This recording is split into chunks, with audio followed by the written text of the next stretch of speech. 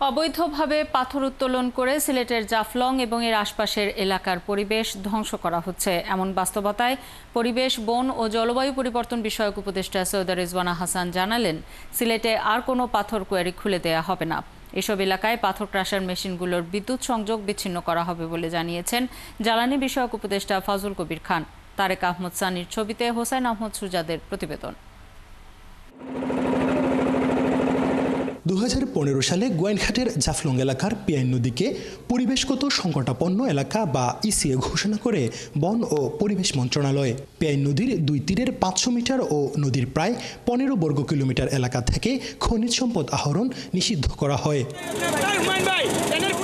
এই ঘোষণার 10 বছর পর জাফলং এলাকায় বন্ধ হয়নি পাথর লুটপাট। সবশেষ সরকার পতনের পর 10 দিনেই শত কোটি টাকার পাথর লুটের তথ্য পায় উপজেলা প্রশাসন। প্রশাসনিক স্থবিরতার সুযোগে দিনে ও রাতের আধারে শত শত কোটি টাকার পাথর ও বালি লুটপাট অব্যাহত রয়েছে।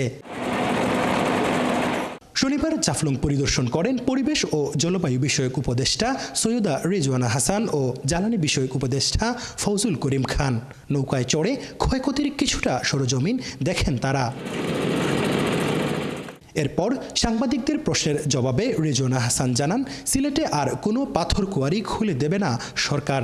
জাফলং পর্যটন কেন্দ্রকে ঢেলে সাজানোর পরিকল্পনার কথাও জানান তিনি।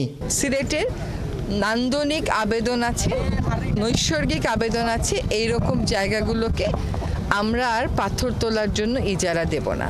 জ্বালানি উপদেষ্টা জানান, পাথর ক্রাশার মেশিনের বিদ্যুৎ সংযোগ বিচ্ছিন্ন করা হবে। ইম্পোর্ট যদি হয় তো সেটা ইম্পোর্টের রাস্তায় থাকবে, এখানে কেন থাকবে? তো এই জন্য আমরা এগুলোর বিদ্যুৎ বিচ্ছিন্ন করে দেব এবং এগুলোকে যেটা বললাম যে এখান থেকে সরানোর জন্য ডিভিশনাল কমিশনারকেও বলা হয়েছে এবং এই যে জেলা প্রশাসককেও এবং পুলিশ এবং বিডিএর সবাইকে আমরা সমন্বিতভাবে। তবে পাথর উত্তোলন বন্ধ থাকার খবরে বিক্ষোভে ফেটে পড়েন উপস্থিত পাথর শ্রমিকরা। মিছিল নিয়ে মিনিট 10 আটকে রাখেন দুই উপদেষ্টার গাড়িবহর। এ সময় পুলিশের সাথেও হাতাহাতি হয় বিক্ষুব্ধ শ্রমিকদের। খনিজ সম্পদ লুটপাট বন্ধে এলাকায় বিশেষ অভিযান চালানো হচ্ছে বলে জানায় স্থানীয় প্রশাসন। হুসাইন আহমেদ সুজাদ, 71 সিলেট।